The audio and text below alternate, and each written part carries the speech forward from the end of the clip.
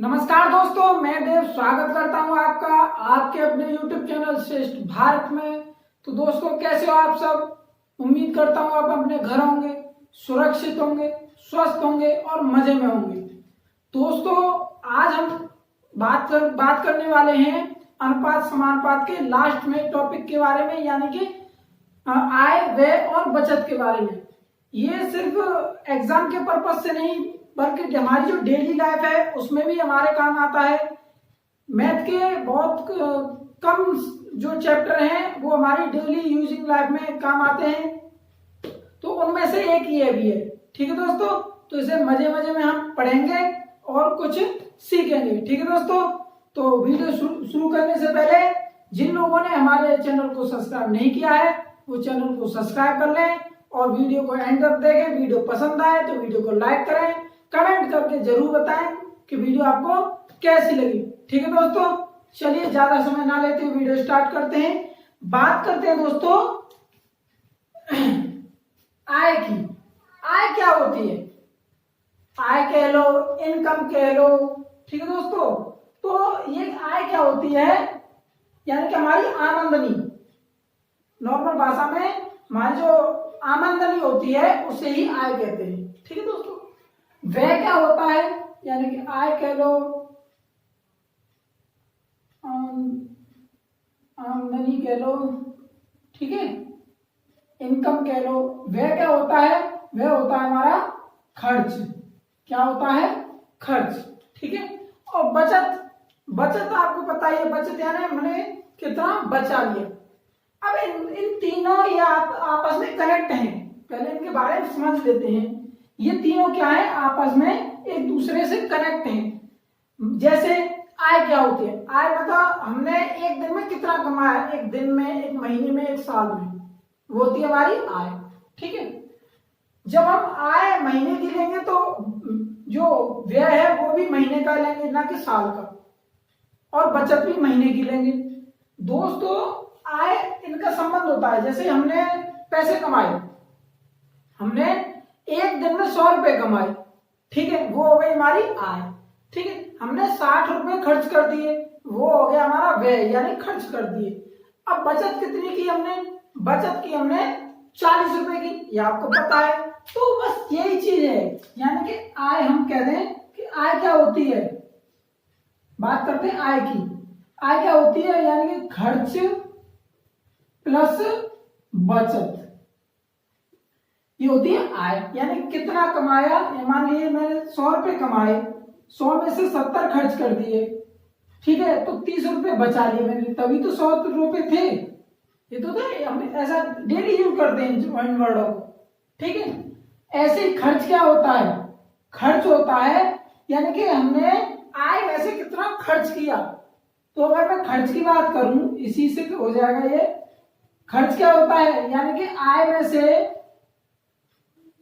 से अगर मैं बचत को घटा दूं तो क्या आ जाएगा? खर्च आ जाएगा। जैसे आय कितनी थी, खर्च कितना था? 70। तो कैसे निकालेंगे 70 को? इस 70 को कैसे निकालेंगे? आय कितनी थी? 100। बचत कितनी की? 30 की। ठीक है, कितनी की?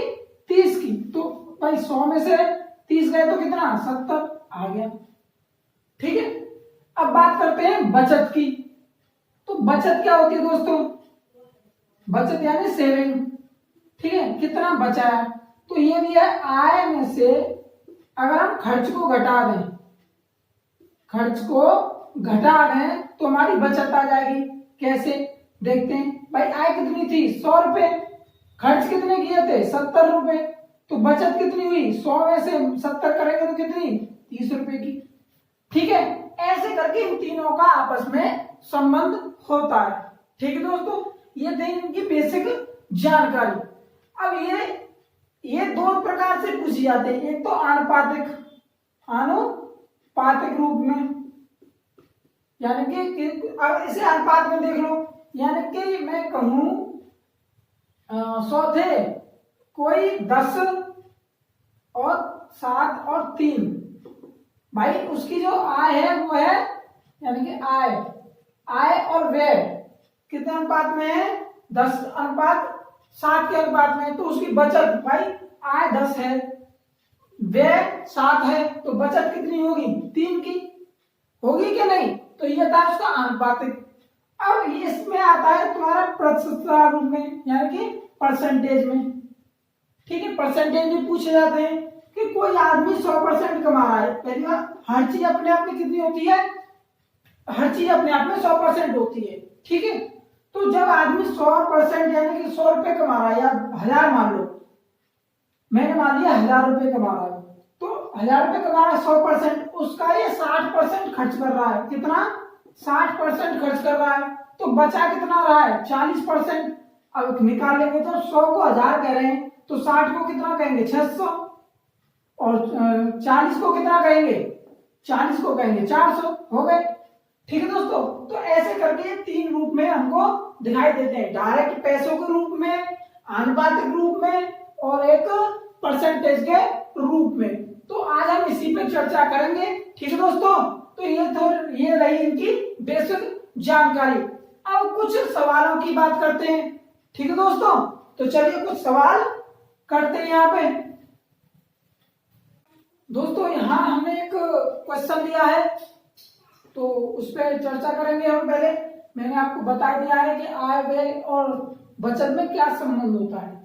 दोस्तों यहाँ पूछा गया है हमसे कि ए तथा बी की आय का अनुपात है 9:7। क्योंकि हम अनुपात समानुपात पढ़ रहे हैं, तो हम बात करेंगे अनुपात में।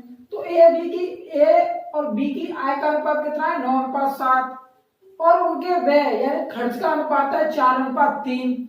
दोनों 200 रुपए बचाते हैं, तो दोनों की आय का योग कितना होगा? ठीक है दोस्तों, तो चलिए सवाल को सॉल्व करते हैं। 3 चीज बताई थी मैंने। पहली आय, तो पहले आप टेबल बना लेंगे।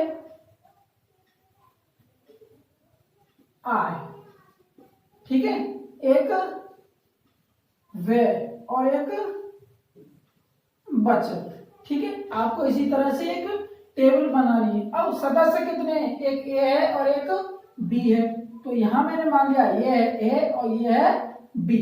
ठीक है दोस्तों, तो हमें बस टेबल बनाते चलना है। अब सवाल अपने आप होता चला जाएगा। ठीक है, आय का अनुपात कितना है? 9:7। व्यय का अनुपात कितना है? 4:3। बचत का अनुपात कितना है? भाई बचत अनुपात में नहीं दी, लेकिन रुपए में दी है, रुपए 200। ठीक है, समझ में आया? अब दोस्तों यहाँ अगर हम देखते हैं कि हम मान लें उसने 9 रुपए कमाए, मैं बात कर रहा हूं, ठीक है, 9 रुपए कमाए या 900 रुपए कमाए या 90 रुपए कमाए, कुछ भी मान लें। तो मान लो उसने 9 रुपए कमाए, 4 रुपए खर्च कर दिए, कितने बचे? भाई 9 में से 4 गए, 5। कितने बचे? 5। भाई बी ने 7 रुपए कमाए, 3 रुपए खर्च कर दिए, कितने बचे? 4। देखो यहां क्वेश्चन हो जाता अगर ये 5 है ये भी 5 आता, या ये 4 है ये भी 4 आता, क्वेश्चन हो जाता। लेकिन इसका 5 आया तब भी 200, इसका 4 आया तब भी 200, अलग अलग वैल्यू नहीं हो सकती। तो हमें क्या है, अनुपात को समान करके लाना पड़ेगा। यानी कि यहाँ एक ही वैल्यू आएगी, या तो 4 आएगी या 5 आएगी या 6 भी आए, कोई भी आए, दोनों में समान वैल्यू आएगी। क्योंकि जो रुपए में दिया है वो भी समान दिया है, इसलिए हमें क्या है, समान वैल्यू की जरूरत पड़ेगी। तो क्या करेंगे, पहले मैं बता चुका हूं अनुपात में समान वैल्यू को लाने का तरीका। ठीक है दोस्तों, तो क्या करेंगे, देखो इनके अंतर से आपस में गुणा। भाई 9 और 7 में कितने का अंतर है? 2 का। भाई 9 7 में कितने का अंतर है? 2 का, तो 2 का गुणा नीचे। ठीक है, इनमें कितने का अंतर है? 4 और 3, 1 का, तो ऊपर। जब 1 का गुणा करेंगे तो कोई अंतर नहीं पड़ेगा, फर्क नहीं पड़ेगा। लेकिन जब 2 का गुणा करेंगे तो फर्क जरूर पड़ेगा। कितना? 2 चौका 8 और 2 तिया 6। ठीक है दोस्तों, तो हमारा अनुपात अब बदल गया। भाई 4:3 है, फिक्स हो गया। ठीक है, तो हमारा अनुपात कितना हो गया? अब हो गया हमारा अनुपात 9:7 और 8:6। ठीक है, 9 रुपए कमाए, 8 रुपए खर्च कर दिए, कितने बचाए? 1 रुपया। ₹7 कमाए, ₹6 खर्च कर दिए, कितने बचे आए? ₹1। एक का मतलब 200, एक का मतलब 200, यानी कि क्वेश्चन सही हो गया। अब बस परफेक्ट वैल्यू निकालनी है हमको। तो क्या करेंगे, एक का मतलब 200 है तो 9 का मतलब 900, ठीक है, और एक का मतलब 200 है तो 7 का मतलब 700, 900 और 700।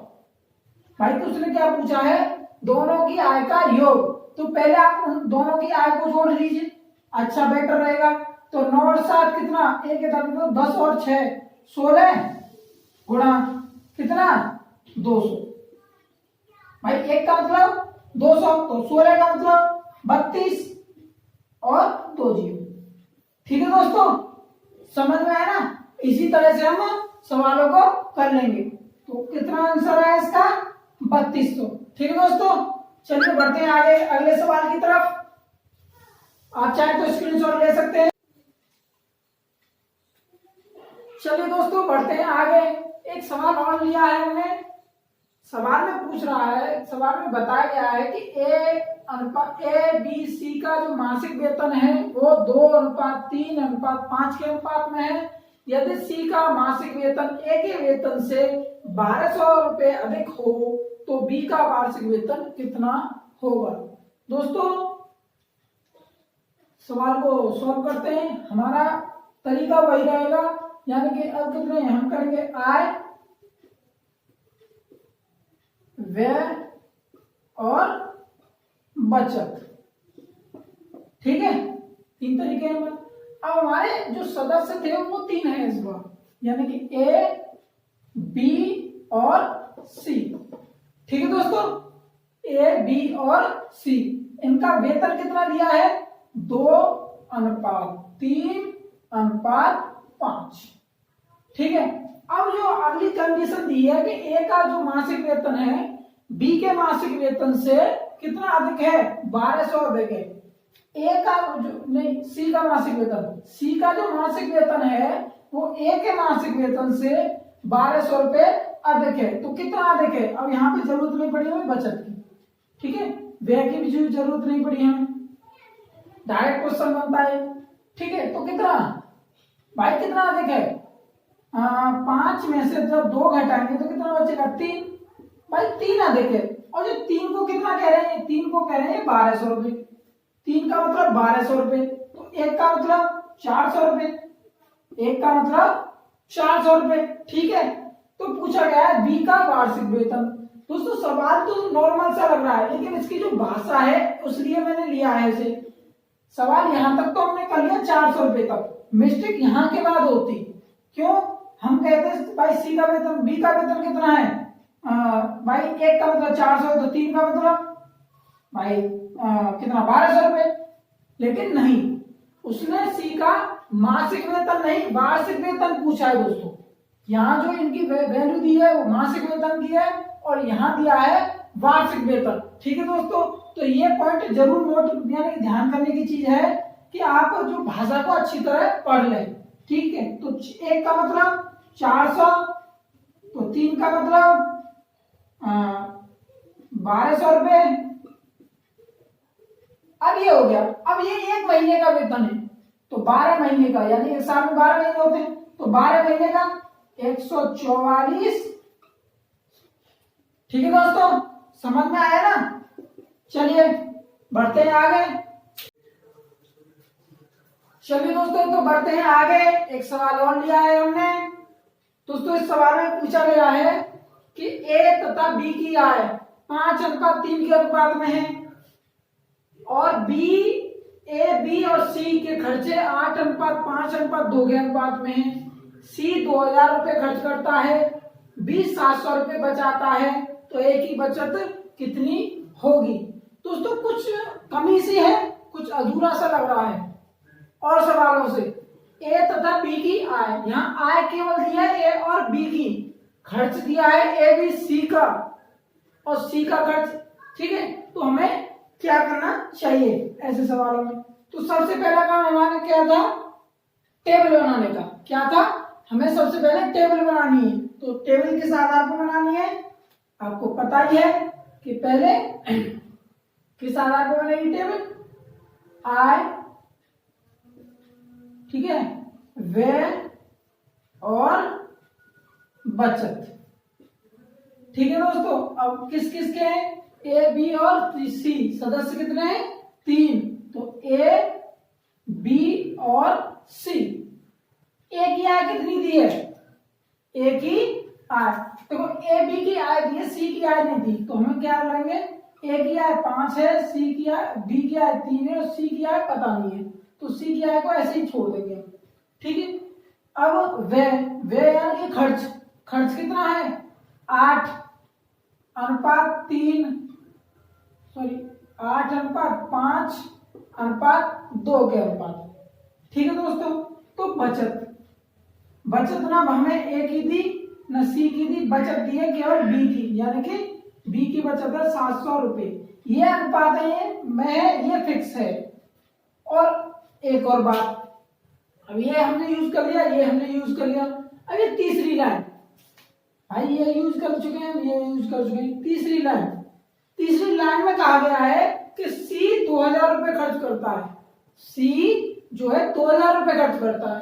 तो हमने क्या देखा, हमने देखा सी कितने खर्च कर रहा है, 2 रुपए, यानी कि अनुपात में 2, तो अनुपात में 2 का मतलब 2 का मतलब 2000, तो 1 का मतलब 1000, 5 का मतलब 5000 और 8 का मतलब 8000। ठीक है दोस्तों, तो क्या करेंगे भाई, ये अनुपातिक मान है, ये वास्तविक मान है, तो अनुपातिक मान की जगह वास्तविक मान रखते चले आ रहे हैं, वही करना है भाई। 2 को कितना मान लिया हमने, 2 को मान लिया हमने 2000। ठीक है दोस्तों, 2 को कितना मान लिया, 2000।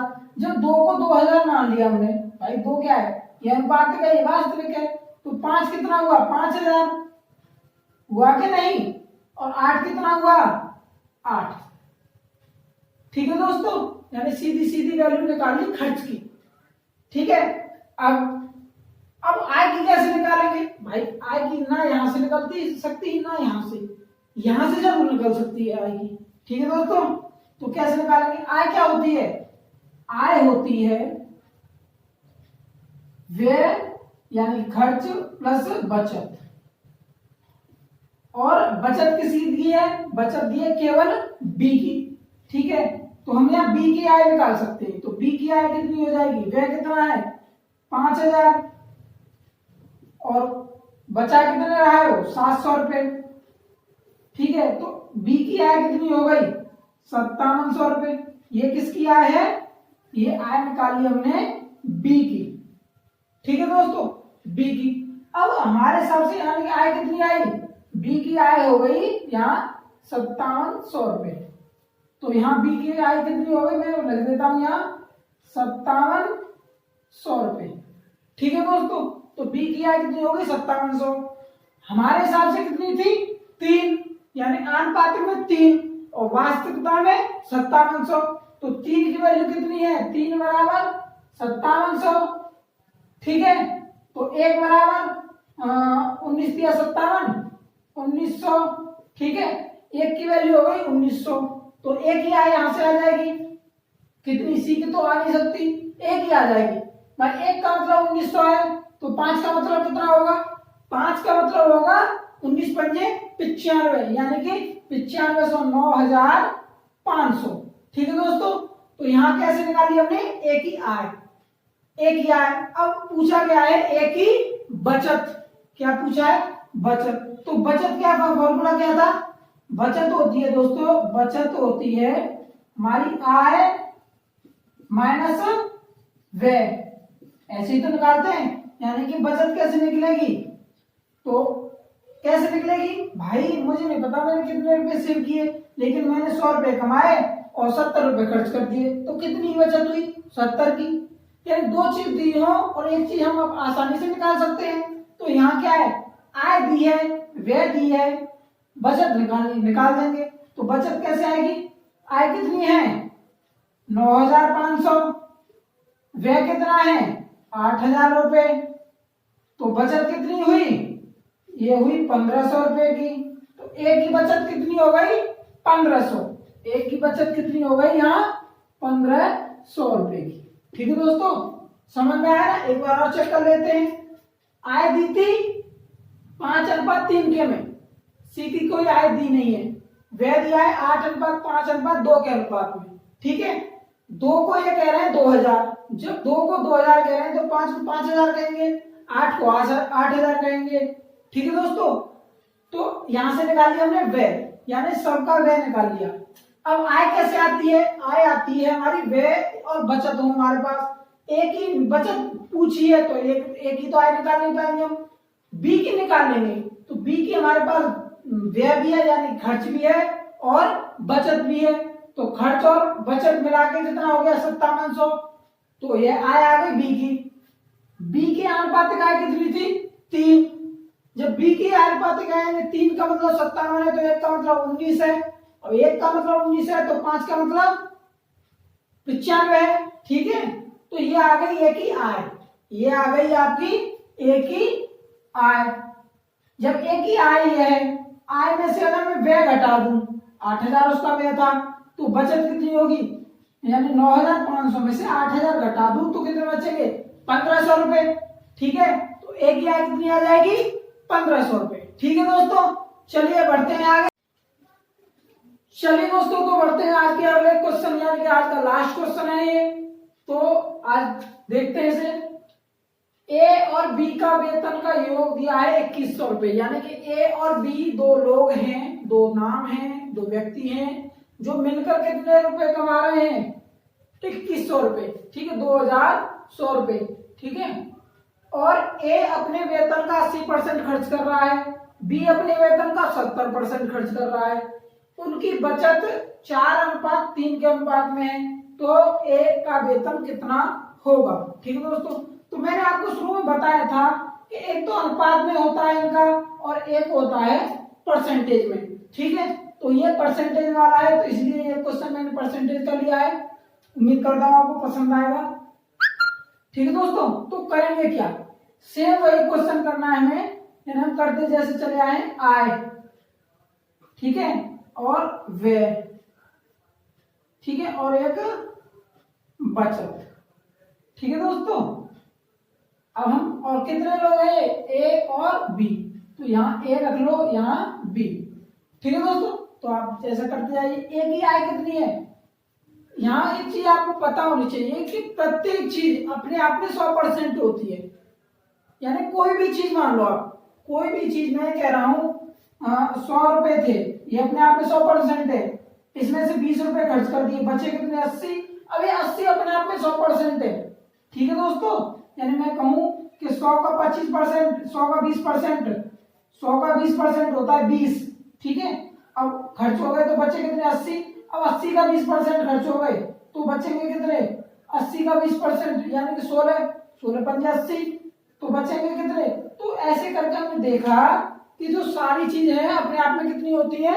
100%, ठीक है। तो यहाँ हमें परसेंटेज लेके चलनी पड़ेगी। मान लो एक 100% है और बी भी 100% है, यहाँ अपने आप में दोनों क्या है? 100% है, ठीक है। और यहाँ पे लिख लेता हूं ए प्लस बी का वेतन कितना है? 2100 रुपए, ठीक है दोस्तों। कितना है? 2100 रुपए।